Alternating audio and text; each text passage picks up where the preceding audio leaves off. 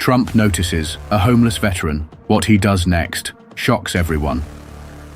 The streets of New York City were alive with their usual energy. Honking taxis, hurried pedestrians, the rhythmic clatter of subway grates beneath shifting feet.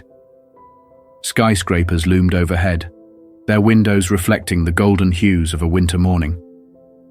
People moved with purpose, bundled in thick coats, scarves pulled high against the crisp air. Most of them were too lost in their own worlds to notice anything outside their path, too caught up in schedules, meetings, and deadlines to pay attention to anything that didn't immediately concern them. But not everyone was moving. On the corner of a busy intersection, just beyond the flickering neon sign of a cafe, a man sat hunched on the frozen pavement. His coat, once military issue, was frayed at the seams, patches of dirt and grime staining the fabric. His fingers, raw and cracked from the cold, clutched a battered cardboard sign with a few desperate words scrawled in black marker. "I am a veteran. Please help." People walked past him without a glance. Some veered slightly to the side, creating just enough space to avoid stepping too close, as if poverty itself were contagious. A few flicked their eyes toward him for a fraction of a second, only to look away just as quickly, as if acknowledging his existence would place an unspoken burden on their conscience. The man, John Miller, had long stopped expecting sympathy. He pulled his coat tighter around himself, though it did little to fight the chill that had settled deep into his bones. His stomach ached from hunger, but he had learned to ignore that too. It was just another part of the background noise of his life, like the traffic, the voices, the world that continued moving without him. A sleek black SUV rolled slowly down the street, the tinted windows concealing its passengers from the outside world. Inside, Donald Trump sat in the back seat, skimming through documents, his mind focused on an upcoming meeting. The warmth of the car was a stark contrast to the icy world outside, the leather seats firm beneath him as he adjusted his tie. His security team was talking in low voices up front, mapping out the fastest route to their destination.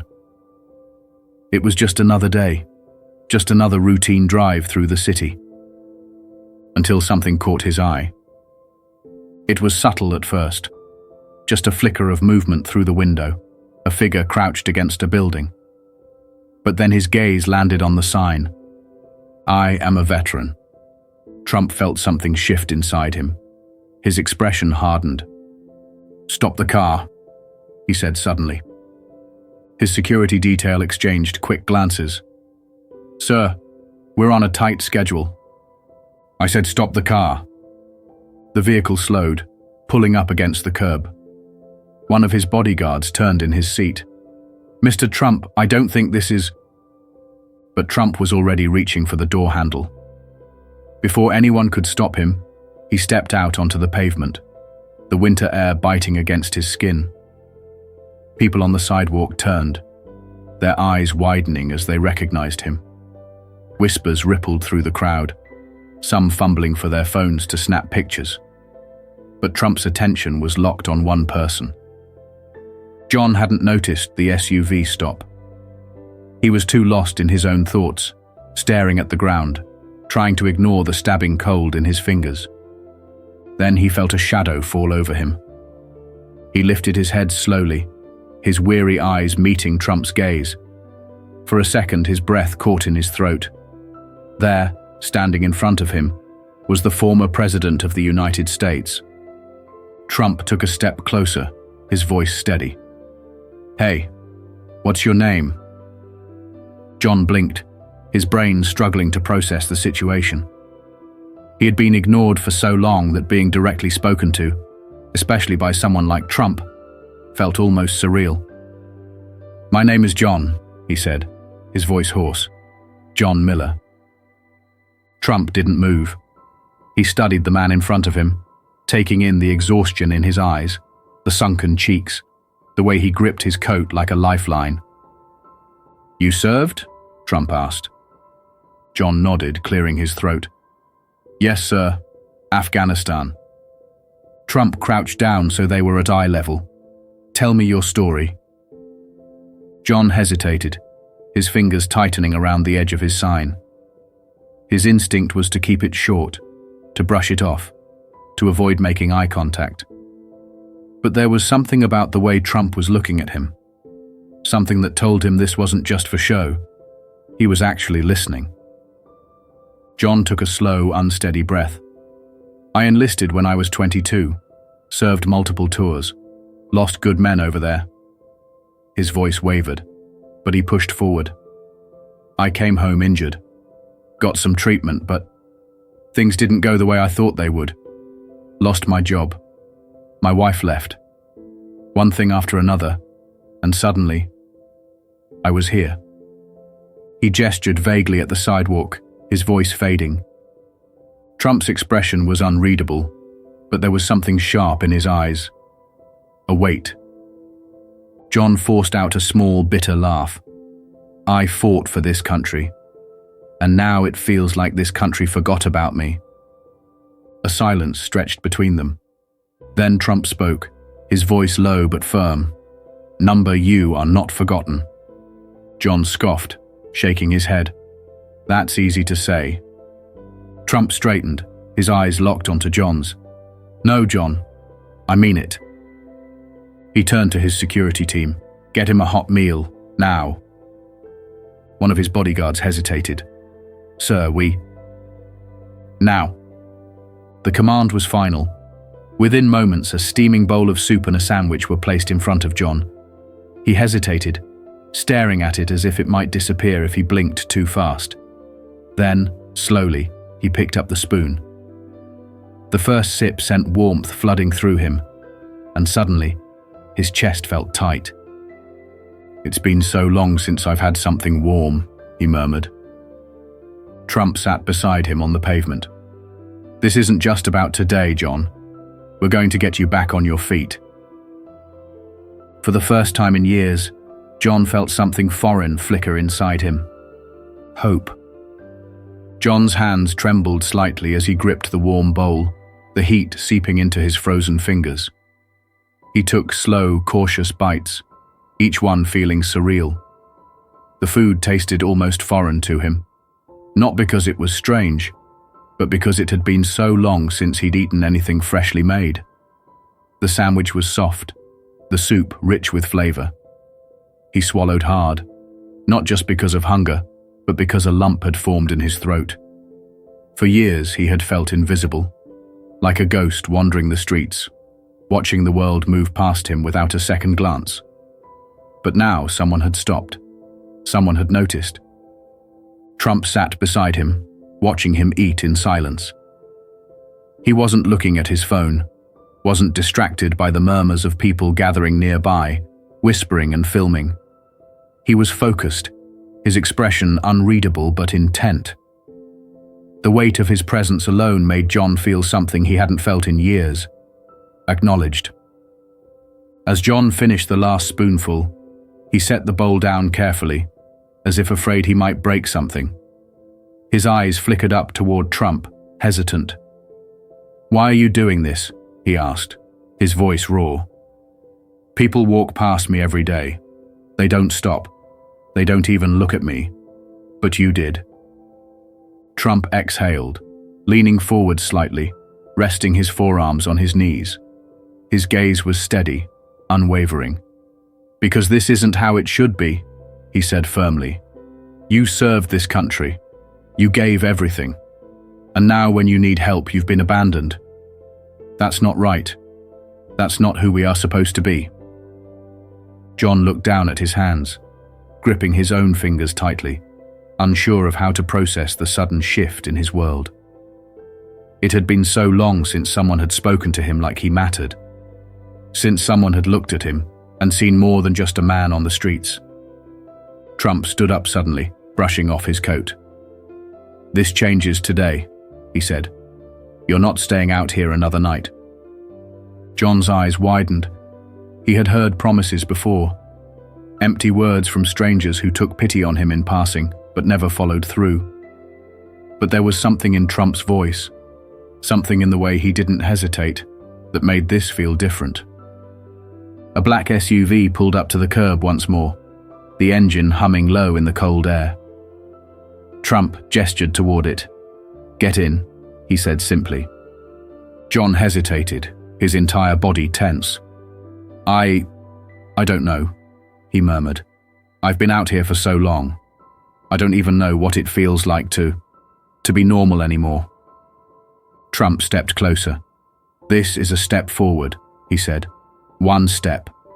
That's all. Let's get you warm. Let's get you somewhere safe. The rest, we'll figure out." John's throat tightened. He wanted to believe it. But the years of disappointment, of rejection, had built walls around his hope, keeping it buried deep where it couldn't be shattered again. Trump extended his hand. For a moment, John just stared at it. Then slowly, cautiously, he reached out and grasped it. The grip was firm, solid, real. John took a shaky breath and stepped forward. The doors of the SUV closed behind him, shutting out the bitter wind. The warmth of the car felt suffocating at first. Too much, too sudden. He shifted uncomfortably in the plush leather seat, feeling out of place, like he didn't belong. But as the car pulled away from the curb, the city lights passing by in a blur, something inside him cracked. Just a little. For the first time in years, he wasn't sleeping on the streets tonight. They arrived at the hotel minutes later, a towering building with golden-lit windows that stretched into the night sky. The valet opened the door, looking momentarily surprised as John stepped out, his worn-out coat and tattered boots stark against the polished luxury of the entrance. He hesitated, glancing back at Trump, unsure if this was really happening. "Come on," Trump said, walking ahead as if there were no question, no hesitation. Inside, the air was warm, the scent of fresh linen and expensive cologne lingering in the lobby. Guests passed by in tailored suits, elegant dresses, rolling suitcases behind them. John felt out of place. His instinct was to shrink back, to find a corner where he wouldn't be noticed. But Trump walked beside him without hesitation, without a second thought, as if John belonged there just as much as anyone else. At the front desk, the clerk glanced up, eyes widening slightly at the sight of Trump. "Good evening, Mr. Trump. How can we assist you?" "I need a room for him," Trump said, nodding toward John, "and a doctor to check on him.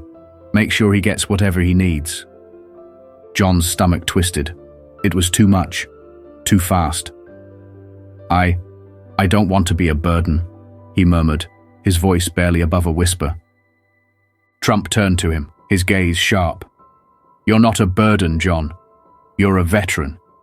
You're a man who gave everything for this country. And now, it's time for this country to give back." The words struck something deep inside him, a part of him that had been buried beneath years of struggle, of pain, of feeling like he didn't matter anymore.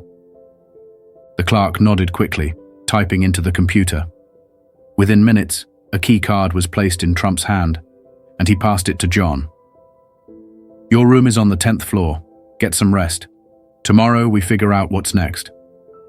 John stared at the key in his palm, feeling the smooth plastic against his fingers. It felt foreign, unreal. He swallowed hard and nodded. "Thank you," he whispered. Trump gave a small nod in return. "This is just the beginning."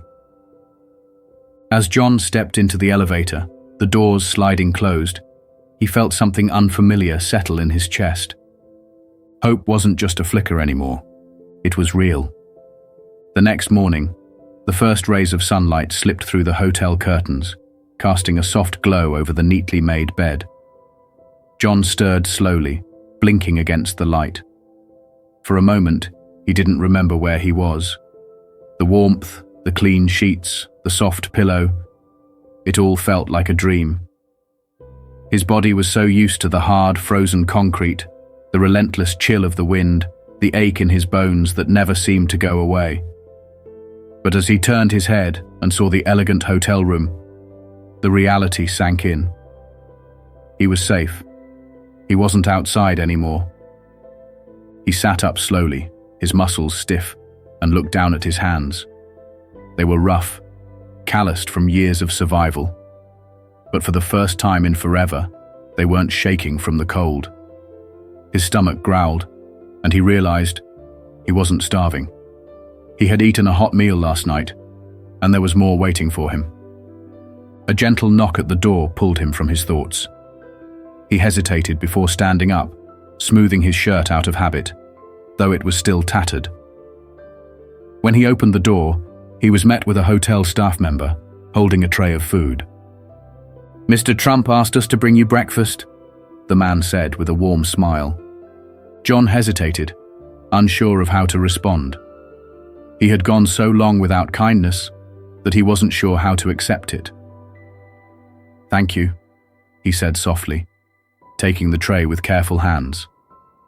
The smell of eggs, bacon, and toast filled the air as he set the tray down on the small table by the window. He ate slowly, savoring each bite. He wasn't rushing, wasn't shoveling food into his mouth in fear that it would be taken away. He was allowed to enjoy this. He was allowed to just be. As he finished his meal, the door opened again, this time revealing Trump himself, standing in the doorway, dressed in a dark suit, his expression unreadable. "How did you sleep?" Trump asked, stepping inside and shutting the door behind him. John swallowed, wiping his hands on a napkin. "Better than I have in years," he admitted. Trump nodded, sitting down across from him. "Good, because today we make a plan." John tensed. A plan.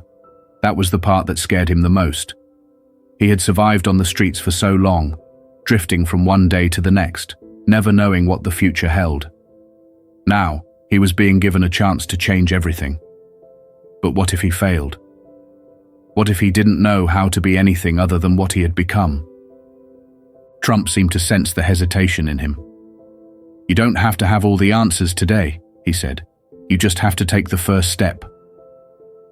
John took a deep breath, nodding slowly. "Okay." Trump leaned forward, clasping his hands together. "I've arranged for you to meet with a group that helps veterans get back on their feet. They'll help you find housing, job training, whatever you need." John's hands clenched into fists. A job? He hadn't worked in years. Who would hire someone like him? Trump's gaze was firm. "Yes, a job. You have value, John. You have skills. The world hasn't forgotten you, and neither have I." John looked away, his throat tight. He wanted to believe that. He wanted to believe he could still be something. A few hours later, Trump personally escorted John to the organization's headquarters, a sleek building filled with people who had once stood where John was now. Veterans who had lost everything, but had found their way back. John listened as the representative explained how they would help him, offering him resources, guidance, a new start. He signed papers, shaking hands with people who genuinely seemed to care. And for the first time in years, he felt like maybe, just maybe, he wasn't alone. As they left the office, John turned to Trump, emotion thick in his voice. "I don't know how to thank you." Trump shook his head. "You don't have to. Just promise me something." John frowned. "What?" Trump looked him in the eye. "One day, when you're back on your feet, when you're doing better, help someone else. Be the person you needed when you were on the streets." John's chest tightened. He thought about all the other men and women out there, people just like him, sitting on cold sidewalks, feeling invisible.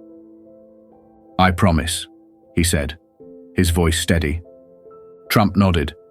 "Then that's all I need to hear." As John walked away, stepping into his new future, something inside him had changed. He wasn't just surviving anymore. He was living.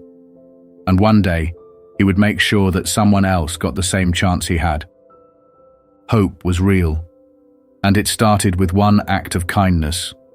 John sat in the passenger seat of the black SUV, his fingers gripping the worn fabric of his jeans as he stared out the window. The city blurred past him, towering buildings, busy streets, people walking briskly to their destinations. It felt strange to be inside a car, warm and safe, when just yesterday he had been one of those people out there, invisible, ignored, just another forgotten soul on the streets. He had spent years watching the world move on without him, feeling like he no longer belonged to it. But now it felt different. Trump sat beside him, scrolling through his phone, making calls, arranging things. It was clear this wasn't just a moment of generosity for him. He was serious about helping, about changing something. John still couldn't quite believe it. The car came to a slow stop in front of a small apartment complex. It wasn't flashy or luxurious, but it looked clean and safe. A fresh start. John swallowed hard as he stepped out. The air was crisp, but it didn't sting like before.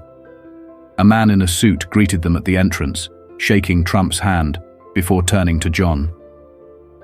"Welcome, Mr. Miller," he said. "We've prepared everything for you inside." John hesitated. His feet felt heavy. He wasn't sure why, but stepping through those doors felt harder than it should. Trump clapped a hand on his shoulder. "Go on," he said. "This is your home now." Home. That word hit John like a punch to the chest. He had forgotten what it felt like to have one. He forced himself to move forward. Inside, the apartment was simple but fully furnished. A bed with clean sheets, a small kitchen, a table, even a television. It wasn't much to some people, but to John, it was everything. He ran his fingers along the counter, feeling its smooth surface, then sat down on the edge of the bed, exhaling slowly. This was real. This was his. He wouldn't have to fight for space on a park bench tonight, wouldn't have to shiver through the cold. Trump watched him carefully. "How does it feel?" John chuckled softly, shaking his head. "Strange," he admitted. "Good, but strange." Trump nodded. "It'll take time, but you're not where you were yesterday. That's what matters." John looked up at him, his expression serious. "Why?" he asked. "Why did you stop for me? Out of all the people you passed by, why me?" Trump's gaze didn't waver. Because no one else did. Silence settled between them for a moment before Trump continued. "There are a lot of people out there who deserve better, who gave everything for this country and got nothing in return. I can't fix everything, but I can start somewhere. Today, I started with you." John's throat tightened. He had spent so long feeling like he didn't matter, like he had been erased from the world. But now, for the first time in years, he felt seen. Trump reached into his pocket, pulling out a small card and placing it on the table. "This is a direct contact for someone at Veterans United. They'll help with job training, therapy, whatever you need. You don't have to do this alone." John ran his fingers over the card, nodding slowly. As Trump turned to leave, he paused at the door. "One day, you'll have a chance to help someone else," he said. "And when that moment comes, I hope you do." John didn't reply right away.